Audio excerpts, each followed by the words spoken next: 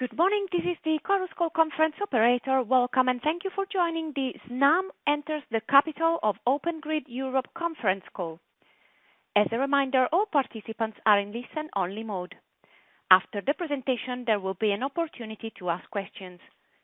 Should anyone need assistance during the conference call, they may signal an operator by pressing star and 0 on their telephone. At this time, I would like to turn the conference over to Ms. Francesca Pezzoli, Head of Investor Relations of Snam. Please go ahead, madam. Good morning, ladies and gentlemen. We have convened you today, here today for a quick call to provide some details with regards to the transaction announced yesterday at market close. The agenda envisage an introduction from Stefano Venier, Snam CEO, with the highlights of the transaction. Luca Passa, Snam CFO, will provide the data around the assets acquired, the regulatory framework, the market outlook, and the impact of the transaction on Snam. Finally, back to Stefano for closing remarks. At the end of the presentation, there will be time for Q&A. I will now hand over to Stefano. Thank you, Francesca. Good morning, and thank you for joining. We are proudly announcing today a significant milestone in our strategy to consolidate the largest pan-European multi-molecule infrastructure operators, as I will show you on next page. Let me now come back on the major highlights of the transaction. We have reached a binding agreement to acquire from ADIA a 24.99% stake in Firgas Holding, which indirectly owns Open Grid Europe, the German's largest gas transmission network operator, for an equity value of 920 million. The closing is subject to some usual condition precedent. The implied multiple on 25 estimated EBITDA is equal to approximately 12 times, rolled in line with regulated utilities average trading multiples. This transaction aligns and best fits with our broader pan-European multi-molecule perspective and aims to bolster Snam's role across key European gas and hydrogen corridors. Snam is the first Italian energy player to make a sizable entry in the core German energy infrastructure space. In fact, Germany, already the largest gas market in Europe by volume, is poised to become the primary market for hydrogen in the continent. OG's gas network is at the core of gas infrastructures in Europe, featuring 17 interconnections with 7 bordering countries, including the interconnection to Snam's Austrian associate GCA and TAG, interconnected to Italy through the Tarvisio entry point, where export capacity has been recently expanded to 9 BCM per year, and in 2026 will reach 14 BCM reverse flow.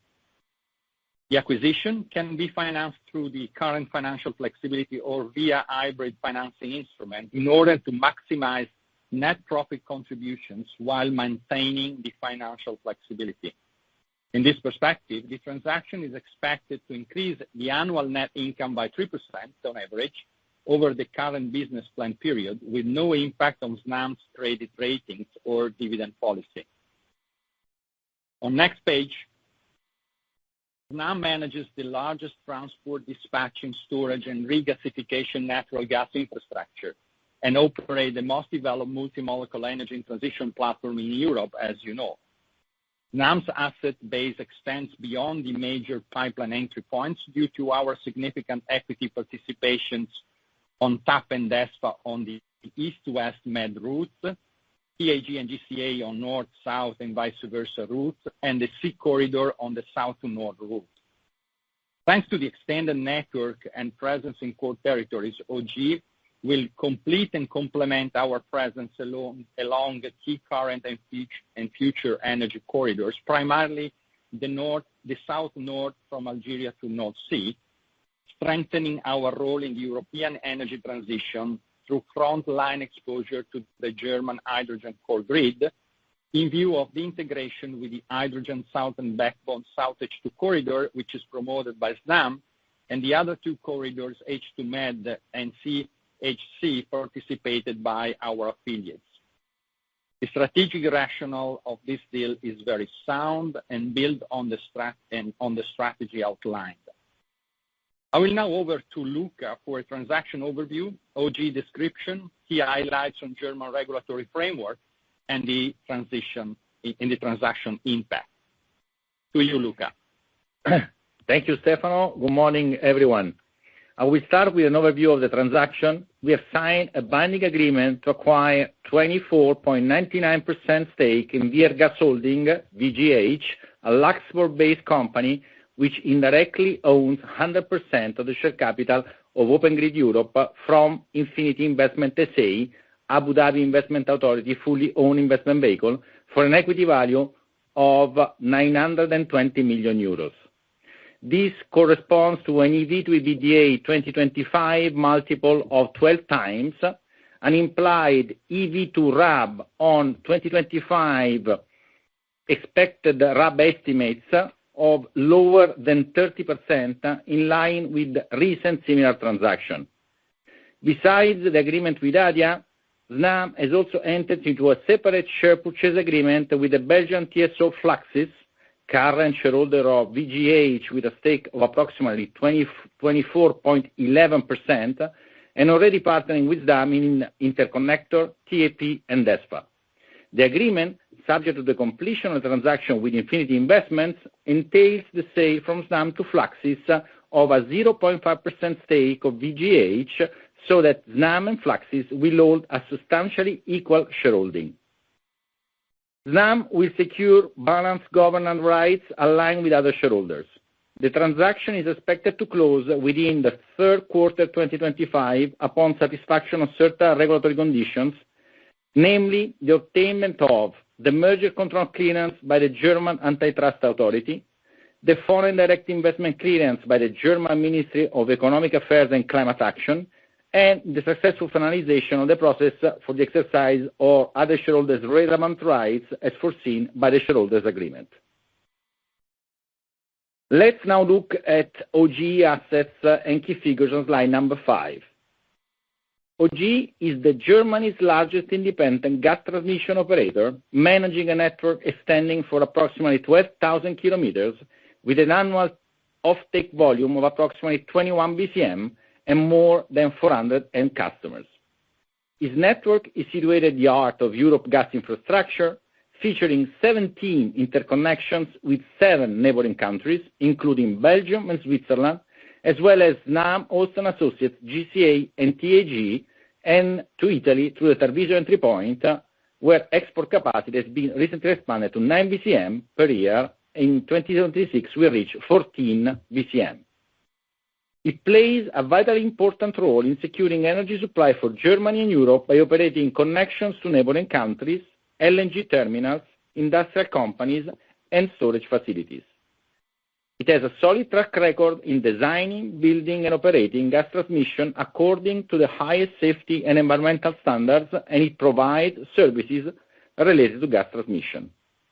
Moreover, OGE is at the cornerstone of the core H2 grid, whose purpose is to create a nationwide, publicly accessible hydrogen network in Germany, and it is ideally positioned in one of the most industrialized areas where potentially CO2 transport infrastructure could be developed. Key 2024 figures: more than 1.1 billion of revenues, 85% of which are fully regulated, and a reported EBITDA of approximately 434 million euros.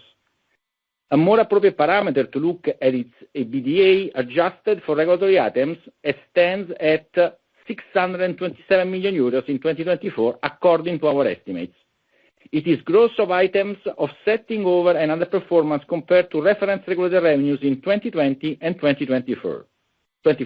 In particular, 2024 revenue shortfall of 155 million euros will be settled by a regulatory account mechanism in the period 2027-2029. Net debt, with debt-like items according to our analysis, stands at euro 3.4 billion as of December 2024. According to Viergas' recent public disclosure, the outlook for 2025 is sound, with approximately 500 to 600 million EBITDA range and capex to increase to 650-750 million euro. Rising CapEx reflects the ramp-up of the H2 core grid construction, as well as the continued investments for LNG integration into the CH4 grid. In Germany, rough figures are not publicly available. Our valuation is based on an estimated RAB of approximately 5.5 billion in 2025 and a 6 billion CapEx plan 2025-2034, 55% of which dedicated to gas, 40% to H2, and 5% to CO2, underpinning an estimated RAB growth to approximately 8 billion euros by 2034. On slide 6, an overview on the molecules of demand evolution. Germany is currently the largest European market for natural gas, with a total consumption of about 78 BCM in 2024, or about 840 terawatt-hours, up 3.5% vis-à-vis 2023. In addition to domestic demand, Germany plays a significant role as a transit market, contributing to the supply of natural gas to Central European market with about 8 BCM of export in 2024. It is also the most advanced market in terms of hydrogen development. We have estimated the German molecules market future evolution considering various decarbonization strategies and policy scenarios. We have also assessed the risk that Germany's legal net zero target for 2045 might be postponed to 2050 or later. Despite of the uncertainty surrounding the path to decarbonization and the increase in hydrogen volumes, molecules are projected to remain an essential part of the energy mix in all scenarios, especially due to the nuclear phase-out in 2023 and the planned coal phase-out by 2038. Moreover, there is a potential for CO2 grid to be developed to enable large-scale deployment of CCS in Germany, transporting more than 50 million tons of CO2 in the future, plus transit volume from neighboring countries. OGZ's assets are positioned in high demand and high emission regions of North Rhine-Westphalia-Hessen, Rhineland-Pfalz, and Bayern, which are also key for H2 core grid development. This provides a natural edge between different molecules and their future evolution. Let's now move to the regulatory environment on page 7. Germany has a well-established gas infrastructure regulatory framework in place for more than a decade, enabling an adequate remuneration of investment, incentives for efficient operators, and no volume risk. Moreover, it is the most advanced European country in terms of regulation for H2 infrastructures. Moving to slide 8, the current regulatory period, RP4, provides visibility until 2027, with the revenues cap already largely set. It is a 5-year regulatory period, cost base with pass-through costs adjusted on an annual basis, efficiency factor, and faster remuneration recognition of new investments. Moreover, the regulator, BNetzA, is in the process of moving towards a reviewed framework, RP5, from 2028, based on WACC approach for capital costs, efficiency measures, and optional shortening of depreciation period for natural gas assets. On hydrogen, and I'm now on slide number 9, Germany was one of the first European countries to issue a national hydrogen strategy. The most recent national H2 strategy outlines measures from the short to long term to establish a functional H2 market by 2030. A key component of this vision is the H2 core grid, already approved by the regulator to enable suppliers and consumers to transition their operations to H2 usage. The H2 core network will be constructed from 2025 to 2032 and will cover a total length of approximately 10,000 kilometers, with about 60% consisting of repurposed natural gas pipelines. The investment costs are estimated at 19 billion euros. The network will be built and operated jointly by several H2 network operators, with OGE contributing a significant portion of the investment, amounting to 1.6 billion euros already committed. The H2 regulatory framework will incentivize investment by ensuring sufficient returns and provide a downside protection mechanism through an established of an amortization account backed by KfW and a German state guaranteed. Let's now focus on the key impact on Snam footprint and figures on slide number 10. With this transaction, Snam will reach over 40,000 kilometers of gas pipeline length, including the pro quota of the associates, an 8% increase. Being a minority participation, it will be equity accounted and therefore contributing below EBITDA, like for the other associates. We estimate 40 million euros of average contribution to net income over the period 2025-2029, which implies a 2 to 3% accretion to net income depending on the financing, and 1% EPS accretion. We intend to propose to the next board of directors authorization for an hybrid issuance to maximize net income accretion while keeping current financial flexibility. The deal will have no impact on Snam credit ratings and dividend policy. And now I will hand over to Stefano for the closing remarks. Thank you, Luca. I think that with this transaction, Snam is the first ever Italian energy player to make a sizable entry into the German energy infrastructure space. As I said, the German market, as we highlighted, is the largest in Europe, with gaseous fuel demand of approximately 85 BCM in 2024, and expected to remain solid also due to the development of the hydrogen market and CO2 development. It has a well-established regulatory framework, as we explained to you, with solid investment prospects across different molecules. OGE is the German's largest independent gas transmission operator at the center of the European system, with extensive interconnection with key access points in countries, and which contribute to energy transition effort through its leading role on German hydrogen core grid development. Snam and OGE enjoys a great strategic fit, given their key role in gas and decarbonized molecule transport and the geographical positioning of assets along the south to north energy corridor and the relevant branches toward east and west.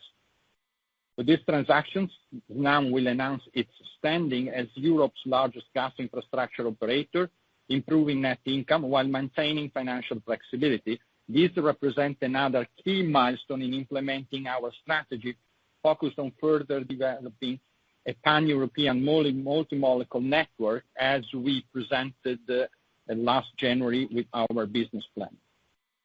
Let me now turn to you for some questions.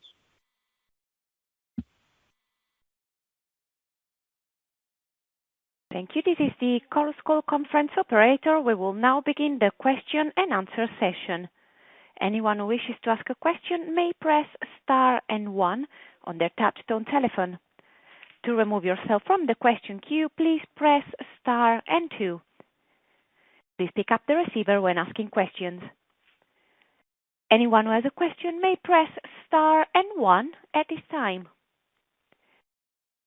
The first question is from James Brand, Deutsche Bank. Please go ahead.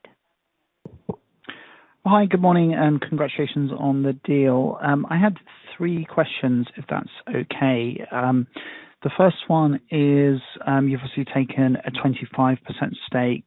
Would you ideally like to go higher, or are you satisfied with 25%?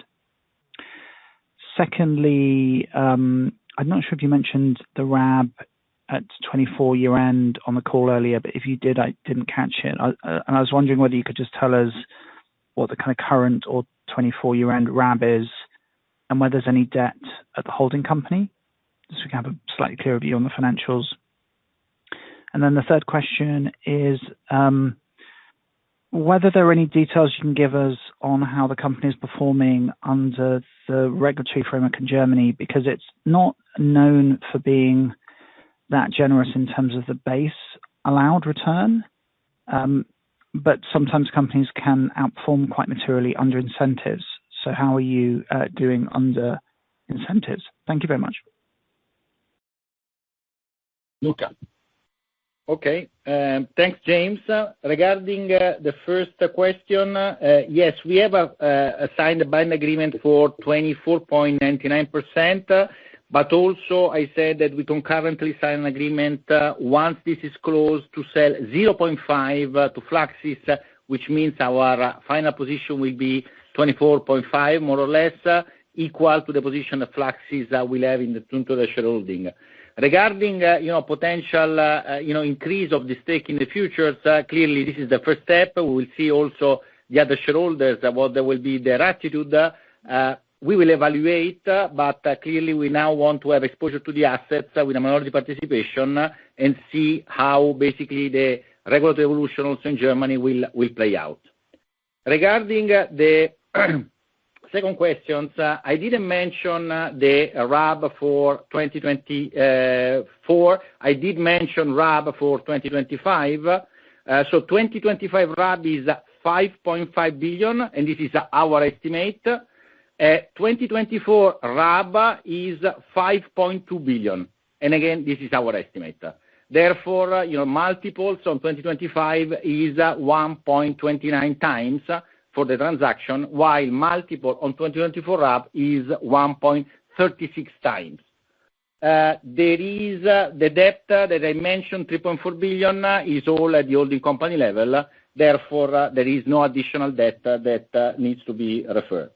Regarding the performance of basically the company vis-à-vis the regulatory framework, you know that RP4 has been already, let me say, adjusted in the sense that you have a remuneration for old assets, for new assets, plus there is a cost, capital cost acceleration that is actually has even a higher type of return.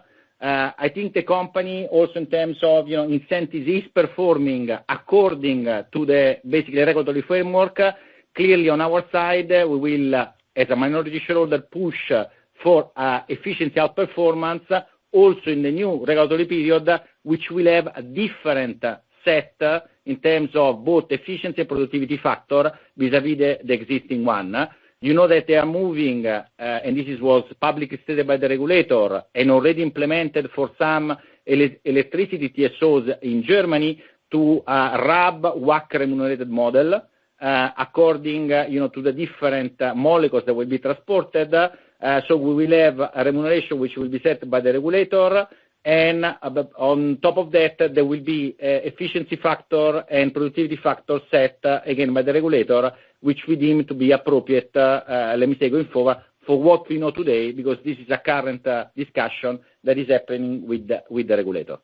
And I probably stop there. I don't know whether, Stefano, you want to add anything.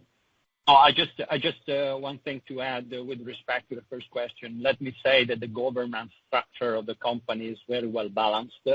With this stake, we will have the right to appoint 2 board members, as for Fluxys and BCI, with SMEAG as a single board member. And I think with the 24.5% at the final stage of the process, we will have equally represented, and we will equally contribute to the governance of the company. So I think it's going to work very well at the beginning. Then, as Luca said, we will see for the future. I mean, for the time being, we are satisfied with this first step move. Thank you both very much. Next question is from Javier Suarez, Mediobanca. Please go ahead. Hi, good morning all, and thank you for the presentation. Three questions. The first one is beyond the financial aspect and thinking about the strategical imprinting of Snam in Europe after this acquisition. How do you consider the potential benefit for Snam and its European strategy stemming from this operation? I'm thinking about operational efficiencies, know-how, again, capacity to influence the European energy strategy, things related to security. And maybe a follow-up question on the governance, because obviously with a minority stake, which is the capacity of Snam to influence the strategical roadmap of this company for the next year to come. That would be the first question. The second question is on the financing. It is fair to say that the preferred option of Snam is to finance this acquisition via additional hybrid. And a question linked to that one, would you consider also the disposal, some additional disposal, maybe to concentrate more on what you call a pan-European multimolecular strategy? And then the third question is on the profitability or the profitability of this company and capex profitability while expanding the network in Germany. Can you please make us a comparison on how the regulation in Germany for this company compare with the regulation for Snam and gas transmission activities in Italy, just to have a sense on the difference in profitability while investing between these two countries? Thank you. I'll say the first two. I mean, with respect to the first about the printing, as you said, in Europe, I think this move is extremely important.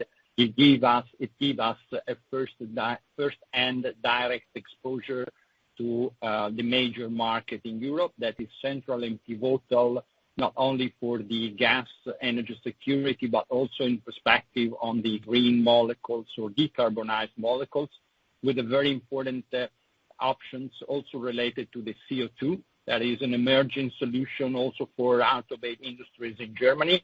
And this led us to, let's say, better coordinate what are the decisions that are taken in Italy with respect to decisions taken in Austria, specifically in Germany, and with our partner Fluxys also on the west part of Europe. I think this, let's say, move, this entry in the German market complements and give us also certain, let's say, additional capabilities to try to, let's say, propose and influence what are the decisions on European level at all, given also the presence we have in other key countries like France, Greece, and the South Corridor East-West. I think it's extremely important also to, let's say, coordinate on transnational projects. If you think about South H2 Corridor, of course, South H2 Corridor exists if there is a full coordination between the development in the Italian market, in the German market, and on the production side on the Northwest Africa, where, as you know, we have a presence on the pipeline of Sea Corridor. So I think give us a comprehensive and very strategic positioning to try to steer and best fit the investments with respect to the different countries. Taking, I would say, also a leading role in this process of creating an interconnected and unique energy market that is, say, that underpins the better efficiency in the gas market in Europe, of course, as far as the infrastructure is related. And also the most recent, let's say, openings like the new FSRU in Ravenna, of course, takes a further and additional, let's say, strategic perspective with respect to the corridor that goes from north part of Italy toward the central part of Germany. Just to make an example, 2 days ago, we were exporting 23 million cubic meters in a single day. That is almost full capacity with respect to the 9 BCM that we made available in the corridor from Italy to Austria. With respect to the second part of the question was governance. The governance, of course. Yeah, of course, we have some rights in designing and in taking the decision as the other shareholders. So I think the governance is very well balanced considering the different stakes and the role that the player has. I think it's important to underline that with this acquisition, the company, we have 2 major industrial players in the shareholding and 2 major financial players. So in some way, balancing the industrial perspective with respect to the financial perspective. On second question about the preference for an hybrid funding, of course, it is a decision that the board has to take. As Luca said, we will propose the board to finance the acquisition with the issuing of a hybrid. That is the ideal instrument considering the, let's say, the type of acquisition we are doing. With respect to potential disposal, as we said and we committed a couple of years ago in making some asset rotation, is something that we always consider with the clustering we presented to the market. We executed the disposal of ADNOC a month ago, or even less than a month ago. few weeks ago that was consistent with what we said, and we will keep on moving in the same direction. We presented even also last January with a business plan with clear clusters of the states we have between strategic and more opportunistic. I'll leave the third to Luca. Sure. Which is profitability and on CapEx. So just to give you some numbers, the current regulatory framework RP4 provides basically for old assets a return on equity real pre-tax of 3.51%. For new assets, a return on equity nominal pre-tax of assets between 2026 and 2023 of 5.07%. And then the CCA, which is the cost capital acceleration, a return on equity nominal pre-tax of 7.1%, which affects basically assets from 2024 and onwards up until the end of the period. So I think is more or less in line with the remuneration here, taking into account that clearly cost of capital in Germany is, I would say, lower than what it is currently in Italy. Our expectation clearly for the next regulatory period, we made some assumption, but is a current, I would say, dialogue with the regulator, so I would not comment on what is going to be the expectation there, although, again, it will be, let me say, risk-adjusted for the risk profile of investment in Germany vis-à-vis Italian investment. And then finally, on the CapEx plan, as I mentioned during the presentation, we expect 6 billion of CapEx up until 2034 from OGE. There is clearly a ramp-up in the next 2 to 3 years, which gets on an annual spending above 1 billion. And then once, I would say, the majority of the CH4, so the gas investments are for the security of supply are finished, the company will align over 600 million more or less of spending on an annual basis. Let me add only single information, and then among the 6 billion of capex that were mentioned by Luca, the contribution of the CO2 pipeline is very negligible. So in case this type of, let's say, solution will ramp up, as we see, by the way, all across Europe, this will imply a further role of OG and that part of business. Mm-hmm. And the investment plan should basically provide a regulated asset base by 2034 in the region of 8 billion. Therefore, the annual growth of the regulated asset base is very much in line with the current growth of Snam regulated asset base. Thank you. Next question is from Jose Ruiz, Barclays. Please go ahead. Yeah, good morning, and thanks for the presentation. Just 3 quick questions. Number one, from a strategic point of view, can we understand you're refocusing on Europe and kind of leaving aside international expansion outside Europe? Second question, can we assume that you will sell at the same price you're buying can we assume that you're selling the 0.5% stake to Fluxys at the same price that you acquired from ADIA? And last one is a clarification on the net profit that you're expecting. You have in the annex the net profit for Viergas moving from 470 to 107. And if I assume the 40 million, you're expecting 160 million net profit going forward, unless you're including the net financing costs from the acquisition. Can you clarify a little bit the earnings profile of Viergas? Thank you. Mm-hmm. I'll take the first 2 again. The first one, the strategic direction clearly is on focusing on Europe and, let's say, the perspective toward the southern part of the Mediterranean area, since we have already the interconnection with Tunisia and the interconnection toward Greece and the presence in Greece. All the rest outside Europe has been, as you know, disposed through the sale of the ADNOC stake, and we are not pursuing options all around the world.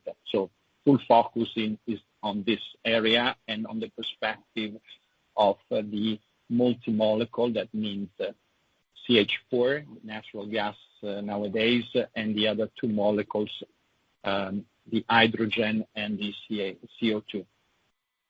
About the selling of stake to Fluxys, it's going to happen the same price we are buying the stake from Adia. Luca, for the third.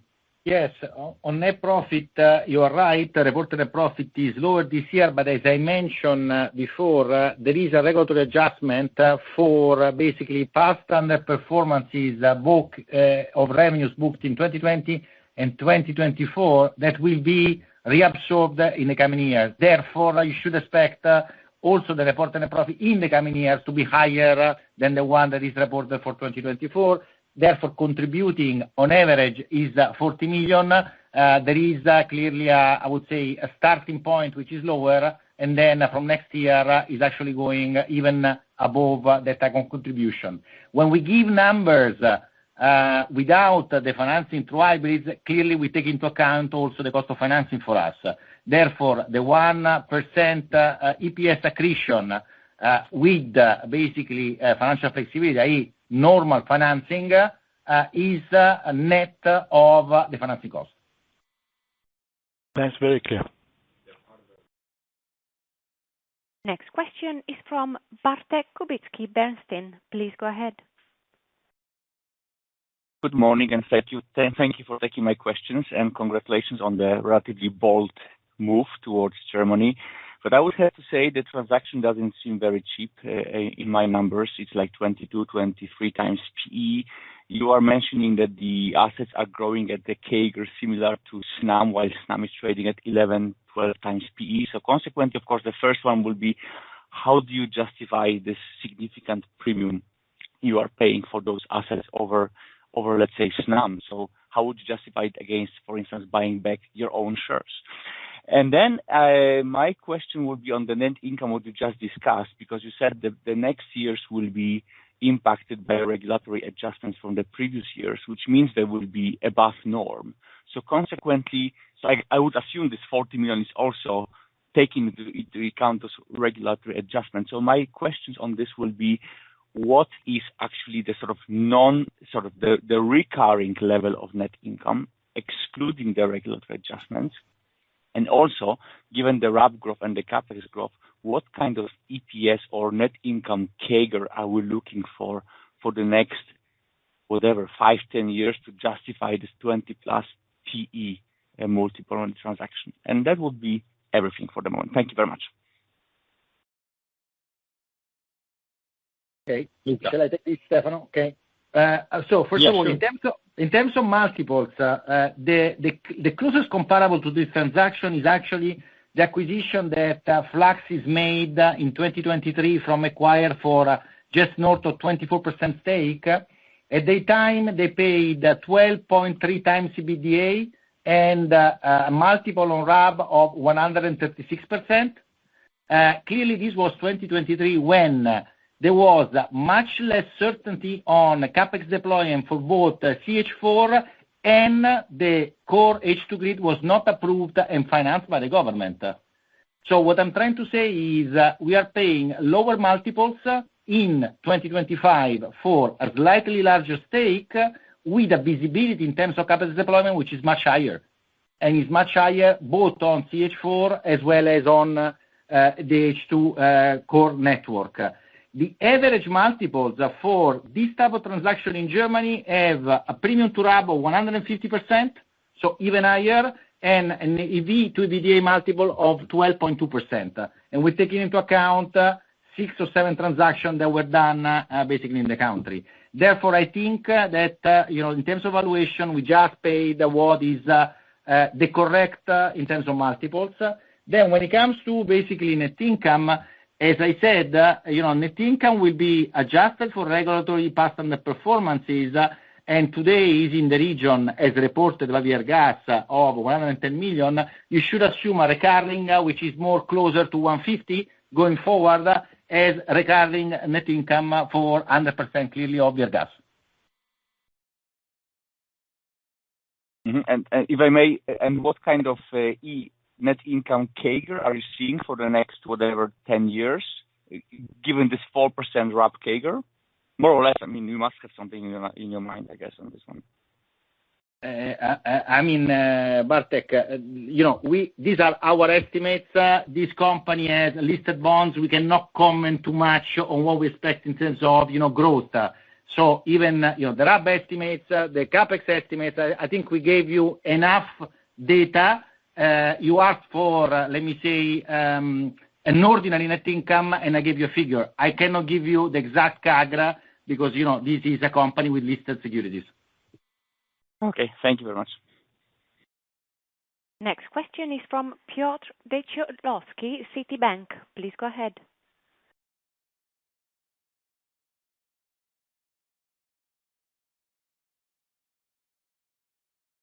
Piotr Dzieciolowski, your line is open. Oh, hi. Hello. Sorry, I had to unmute myself. Good morning, everybody. I wanted to ask you about the net income improvement that you expect from the transaction, which you write to be 2 to 3%. I mean, correct me what you do on the math. So if you get a 40 million net income contribution, but then you have to take a debt on the back of it, finance with hybrids, how much it costs you, and then where do you see the actual post-hybrid improvement of this one? And then the second question I have, what's your expectations towards regulatory review that is going on in Germany with regards to the gas transmission assets? What's your either ROE for 28 or a proxy WACC for 28? So I would start with these two questions, please. Sorry, can you repeat the second question, which was unclear? I mean, sure. you're breaking sure. up. Yeah. Yeah, sure. So basically, in Germany, as I understand, we are going to change the regulatory framework where we're going to blend every different type of asset into one RAB, one WACC. And I just wanted to understand what's your expectations towards this element. Like, do you see an uplift of the returns in 28 versus 27 because we changed the kind of repriced the old assets, so to say? Mm-hmm. Okay. So regarding the first question, in terms of, the math is pretty simple. If you take, 100 million, we assume a cost that for us should be in the region of 25 million euros, a net income on average of 40 million. So you do the math, you subtract the cost of financing, and you get to basically an EPS accretion that is more than 1%. Clearly, if we were using hybrids, which is the preferred route, as Adesuarez said before, we will reach over 3% on net income accretion, because in that case, the cost of financing of the hybrid will not go against the net income, because as you know, from an FRS standpoint, hybrids are accounted as capital. So those are the maths, which are pretty simple, basically to be done. Regarding the new regulatory period in Germany, as I said, we can give limited information as the company itself is having, the regulatory, I would say, dialogue with the regulator currently. We do expect, let me say, a RAB-based WACC remunerated period where the WACC is, let me say, in line with the Italians, taking into account what is the difference in terms of rate of free risk of Germany vis-à-vis the Italian one. Therefore, you should expect something which is attractive for us or for the company itself to basically commit those type of investments that we are estimating. Okay, but correct me if I'm wrong, but on the hybrids, you're going to take your hybrid and use it versus to finance setting the German regulatory framework, and there's a German cost of debt for municipality utilities, which is at 387 or for around 4%. So you're not going to outperform on the financing side. And so the net impact, if I understand the accounting EPS enhancement you're talking about, but the net effect on my kind of cash flow is going to be zero or even negative. Correct me if I'm wrong in my thinking. It's not zero, because as I said, if I were to finance this with the plain vanilla financing, my cost will be in the region of 25 million euro of financial expenses per year against an average of net income contribution in the 40s. So it's positive, and it's accretive of 1% on EPS. When you're using hybrids, the cost of financing doesn't go against the contribution. And bear in mind that we are acquiring a minority stake. This will be accounted as equity method, therefore we're not consolidating the assets.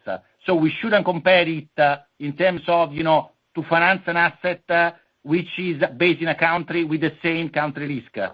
We are buying an equity stake which is equity accounted for. Okay, I understand. Thank you very much. As a reminder, if you wish to register for a question, please press star and 1 on your telephone.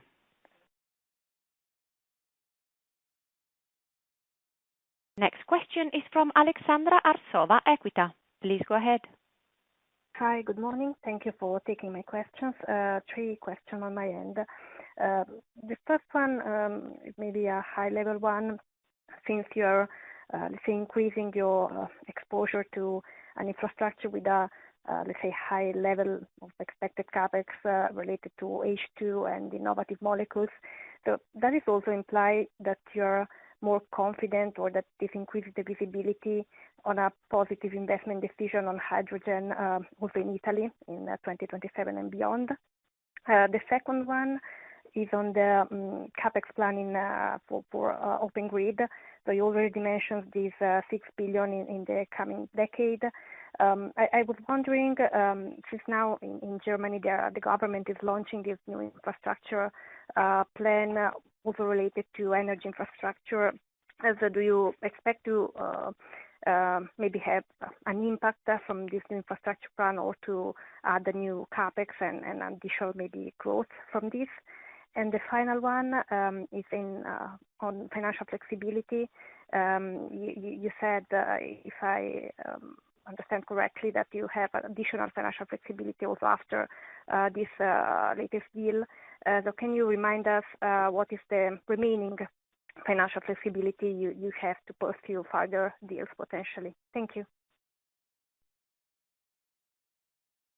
Stefano, you want to take the first one? The first one, the first one, of course.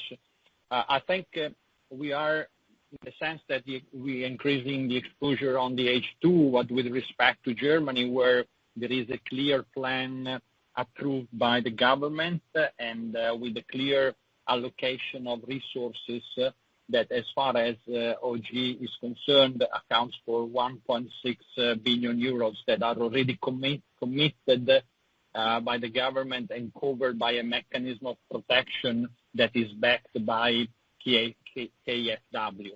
So we are not increasing the exposure in terms of risk. We are just increasing the exposure with respect to the development that Germany plays, reminding that Germany plays a key role in the development of the hydrogen corridors and the hydrogen market in Europe, and therefore, to a certain extent, as you highlighted, this will, let's say, make the development of the South H2 corridor more feasible as soon as this infrastructure will be deployed and the demand will move up. And this, the presence in OG will give us a clear first-hand position to understand how the German market will develop, since with respect to South H2 corridor, it has to absorb around 50% of the volumes that are expected to transit in this infrastructure, and the coordination between the developments of the two markets is very important.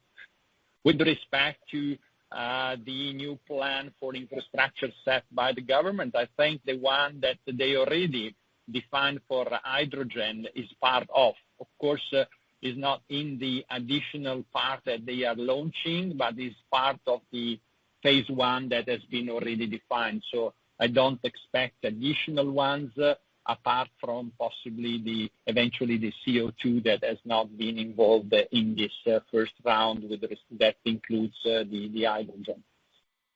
About the financial flexibility, Luca, turn to you. Yes. In terms of financial flexibility, today, after the sale of ADNOC, we are currently running a couple of billion of financial flexibility, up to 70%, which is the threshold we set internally in terms of the net to fixed asset, including the associates. You know that the real threshold is 75% for the agencies. Now, as I mentioned, why we are choosing to basically finance the acquisition, if the board clearly approved the authorization through hybrids, is to maintain this financial flexibility going forward. Therefore, if we were to finance fully with hybrid transaction, we might have even additional financial flexibility to the position today, and according to that, we will size the hybrid issuance accordingly. But the idea is to maintain the current financial flexibility after this transaction is basically closed. Okay, very clear. Thank you. For any further questions, please press star and 1 on your telephone. Ms. Pezzoli, gentlemen, there are no more questions registered at this time. Okay, thank you very much for connecting today, and we are available for any follow-up questions.